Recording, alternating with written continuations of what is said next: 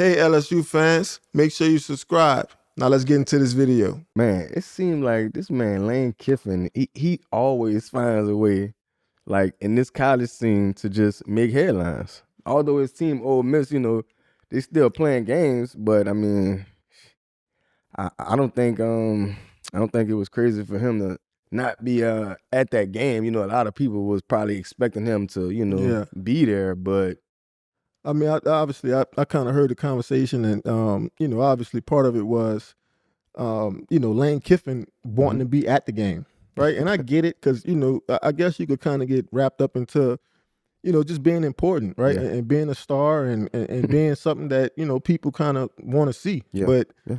I mean, my opinion is, he's kind of stole enough of that spotlight, away from those kids. Obviously, I wouldn't have expected Ole Miss to be playing after January 1st. That's just my honest opinion. Yeah. I'm pretty sure they could probably got a lot of experts out there that would probably agree with me. Yeah. Right. We just did not expect them to have this much success. So, Right. Maybe it's kind of like that girlfriend that you used to date that's kind of dating somebody else, right? You popping up at the school. You trying to make yourself relevant because. You feel it kind of hurts your heart, right? That you can't quite be a part of that. And so obviously, man, he's going to LSU, and it's a bigger program, right? Like it's a better situation, and I think everybody in America know why, he chose to do that. But I don't even think he thought that team would, at least be successful like without him. So. But yeah, I thought he made the right decision, man, to just kind of let those guys just have their moment, man. Right. Like, and that's no diss to him, but me too, man. Personally, I'm taking a step back and I'm saying it's a lot of those games being played though, right? Yeah. Like, he's kind of saying, oh, I won't come to the game, and Ole Miss is saying, well, we just gonna hire everybody at LSU fired. You know what I'm saying? So it's kind of like that, it's kind of like games being played within games on both sides of it. Yeah. And so I guess everybody's kind of showing I don't want to use the word immaturity, but everybody's kind of having their fun with it. Yeah. Nah, for real, man. I seen them at the game with Kim, holding hands, and that camaraderie seemed like it's gonna be great, man. I think that was sweet, Well, I think Kim, I think Kim is one of those faces at LSU that a lot of people, relate to. A lot of people resonate with her. Obviously she runs a great program. I know they lost the other day, a tough loss too. But Kim is somebody that kind of helps, like ease that comfort, right? Because like I said, she's a fan favorite, right? She's somebody that everybody respects, right? It doesn't matter if she's a basketball coach or a women's coach at that. Right. I think she has some legs, she has some rank amongst the program, and quite frankly, man, like outside of football and baseball as well, but her games are packed. Yeah. Her games sold out. So if you're trying to sell anything or promote anything, that's a good person to start with. I remember, obviously Brian Kelly, he sort of had that experience too, and what kind of got him messed up was, he was trying to, I don't know if you remember this, but he was trying to act. Yeah. He was trying to sound like Ed Ogeron. He was trying to sound like somebody from South Louisiana. Yeah. And, I mean, that just totally backfired, and I don't think a lot of people forgot that. So, bro. Nah. So I think with Lane, man, it's obviously people just kind of accepting him for who he is, and I think Kim was a great person to do that because obviously she runs a program with Angel Reese and Flaugier, and a big part of that is letting people be who they are, right? And kind of letting them express themselves as they see fit. So, but yeah, man, I don't. I think obviously, Lane has a. I think people are optimistic that he's going to have a successful first season, but we don't really know that, right? I think it's still some pieces, some moves still have to be made. Yeah, we don't even have a quarterback. Yeah, right. No. Like we don't got no wide receivers. You know what I'm saying? Like we. Yeah, probably got one transfer portal. Probably got one running back on scholarship, right? And the game is different, man. So But I mean, what I would suggest is, obviously, he's a transfer portal king, but I think the thing everybody's forgetting about, man, is high school kids. Yeah. Right? Like, because, you got to be so good in high school now to, even get a look at, right? Like, you got to be exceptional because they would rather go get somebody that's third string at Florida State, right? Versus, going to get a kid from St. Augustine. Right. So I want to see Lane kind of tap into that because I think that's ultimately that's the heartbeat of your program, right? Like, that's the guys that's going to come there and they're going to believe in the tradition. Yeah. They're going to believe in everything that school is about. Right. And versus, these dudes that are like 1-2 year rentals, right? Like they have their loyalty lies nowhere but like who's signing the check, That's so it, baby. I would definitely like to see not just LSU, but all the college football. I would like to see them, just kind of get back to that because, after a while, man, traditions and customs and the things that we used to seeing from Notre Dame or USC or anybody, I feel like those things be like things of the past. Right. So they do. Which that'll lose a lot of like core, viewers and dudes that just, the reason why we like that school is because of that. Right. Over the years. And I just feel like the way the game going now, man, we getting further and further away from that, so. For sure. Bro, like I said, Ole Miss moving on to the next round Thursday against Miami.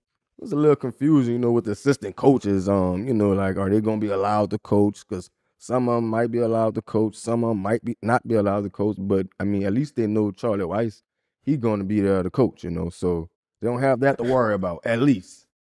Yeah, listen, man. And they pulling double duty right now. It's almost like they're coaching two teams almost. And, from what I'm gathering, they've given him more money. So he signed a deal with LSU, right? And I want to say, he was supposed to make like 1.8, right? And then they win a game in the playoffs, and now he making 2.5. So, LSU, they kind of stand conscious of it too, like, hey, because, obviously there's rumors of him, I don't know who leaked that, but I can't see it happening. But obviously his dad coached in the NFL, so, it's not like far-fetched, right. but, people were saying he was going to the Giants. And I'm saying, no way. But in the midst of all that, right, like, and it's still that threat too of like, Ole Miss retaining them, right? Like, because nobody really knows the rules of college football. It's like Wild Wild West. But I guess as long as he keeps winning, it was all right. They're going to have to keep giving him more money to just retain him, because, obviously, man, keep winning, man. Everybody wants, and I think it's the way he won, right? Because, like, I think the way Ole Miss played, people really said like, damn, like that's not Lane Kiffin, that's Charlie Weiss calling play. Like, you know what I mean? So I think people like around the country, right? Like, especially people that's, making those decisions, they saying to themselves, man, like it might not be Lane Kiffin. It might actually be Charlie Weiss. So I don't know how that's going to end up.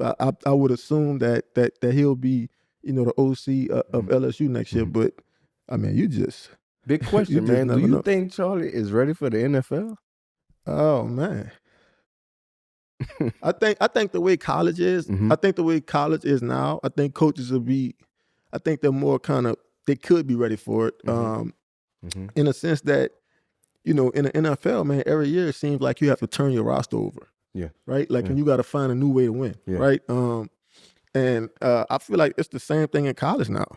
Like, I don't know if I'm going to have this quarterback next year. Right. I don't know if I'm going to have this starting 5 offensive linemen. Right. You know what I mean? So I think it's sort of the same kind of approach, but to say that he's ready for the NFL is like, I'm like, like we don't know that question. Right. Like, you know what I mean? Right. Like, because we be thinking, we thought Bill Belichick was going to be the next Saban at North Carolina. Yeah, you know what I mean? Can't win a game. And so... I don't know, you know what I mean? But I do know like that's a huge step, man. And not just going from college to the NFL, but even going from an OC to a head coach. Like all those are like huge jumps, you know what I mean? So but I don't even think that's like an option for him. Right. Not right now. Like not right now at least. Too premature. Yeah, I don't even think that's an option for him. So if Ole Miss doesn't have their assistant coaches, like how big of a deal you think that is? Because just how important those guys are to what's going on. Well, really, man, you got the head coach, and he's really like the personnel manager, right? Okay. Like right, kind of putting people in the right spots, and making sure people got this to do or whatever. The assistant coaches is really like the day-to-day operators. You know what I'm saying? Like, because I might spend more time with my DB coach than I do with the head coach. You know what I mean? Like, and I meet with my DB coach every day. Right. Like, it doesn't matter what type of day it is, or or what game it is. I gotta meet with my coach. Right. You don't always get that with the head coach. Right. Like, we might have one team meeting. We might have a few team meetings throughout the week, but they 5 minutes, 10 minutes. You know what I'm saying? And so, in my opinion, I've had a lot of great head coaches, but I've always connected with assistant coaches, right? Like, those are the dudes that kind of move the needle. Those are the dudes that really, really know you. They really believe in you. And I think it's important, man. Like, and the reason a lot of those dudes pick those schools is because of those coaches.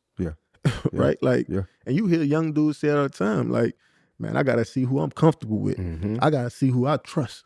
You know what I'm saying? And like, that shit is real. Like, and if you want kids to play at that sort of level, like, they need to be around coaches that just really know what they're going through, and those are the assistant coaches, right? Because they the ones that's they the ones that's following you on Instagram, they follow you on Twitter, right? Like, they reading your body language. They know you're living like, more. nothing wrong with me. I'm just fucking tired. Like, you know what I mean? Like, but they the ones that's like trying to read your thoughts. You know what I'm saying? And so, but those are the ones that, like I said, man, those are ones that you've gravitated to, over the course of time. So, I think assistant coaches is like, and we have coaches like Nick Saban and just all the great coaches where we kind of drown out the assistant coaches, but those dudes become Kirby Smarts. And, you know what I'm saying? Dan Lanning's, like, you know what I mean? Like, those dudes become, big time, Kurt Signetti. Like, you know what I mean? Like, dude's 30 years assistant coach. You know what I mean? Like, and now he's finally in a position where, you could kind of see, that, he was the one that, recruited Mark Ingram. And you know what I'm saying? Just all those things. So, I think assistant coaches are extremely, they mean a lot to programs, especially coaches with, big names, because they can't be everywhere at once, so, yeah. Man, you think Lane Kiffin should consider going to this game? What? So we know he did good. Lane Kiffin need to stay in Baton Rouge. I'll let him stay on Twitter, X, right? Man. 'Cause I think he's a good follow. He's interesting. Oh, yeah, very. I can't always tell that he's like 50 years old. You know what I'm saying? Because, like, I don't even think 50-year-olds still.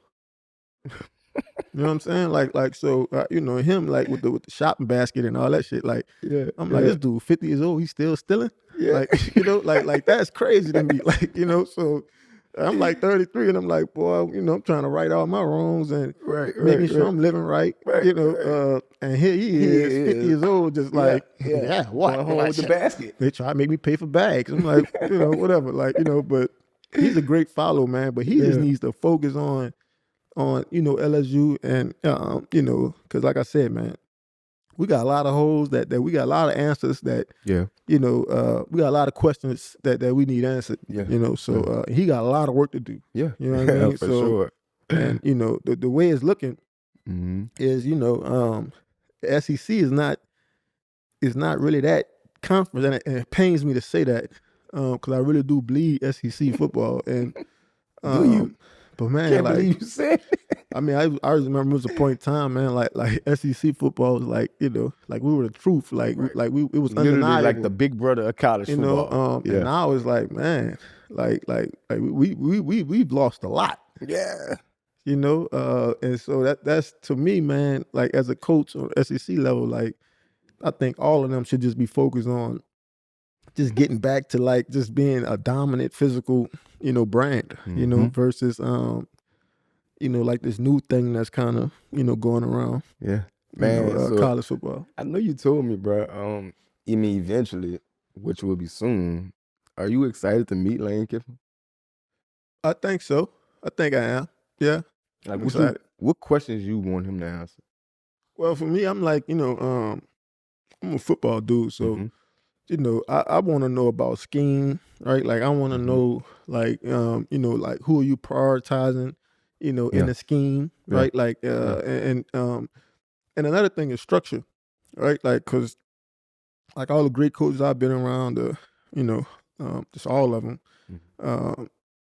they've always had structure, right? Like, and it felt like a championship program. It felt like you were actually building and working towards something, So, I don't try to get like too much into their business. It's more so about like, like I'm just a dude that just genuinely cares about the school and the program and the kids that's, representing the school now. So, for me, it's all about structure, right? Like what are you doing to like help these dudes get to the next level, right? Because that's what like, coaches that I've had over my years, like that's what they were allowing me to do, kind of grow and not just on the field too. Like a lot of this shit is about handling business off the field too. So you just want to know what type of culture they got and what type of program that you want to know what program you're gonna be cheering for come fall. Right. So I don't try to get too much in their business. I don't try to put them on like the hot seat or anything like that. Just really about getting to know them and just trying to see the way that they think. Like when I met with Brian Kelly, I left that meeting saying, "Damn, this dude's like a disciplinarian. He's structured, but he was good." I felt like at the time because they was kind of they was transitioning from Ed Orgeron and his last few years was just they had won the championship and it became like boys was doing whatever they want to do. Right. And so I thought BK, I thought he was gonna come in and do a great job, just kind of getting everybody back on track. Which I thought he did that. But yeah, man, I think it's different reasons.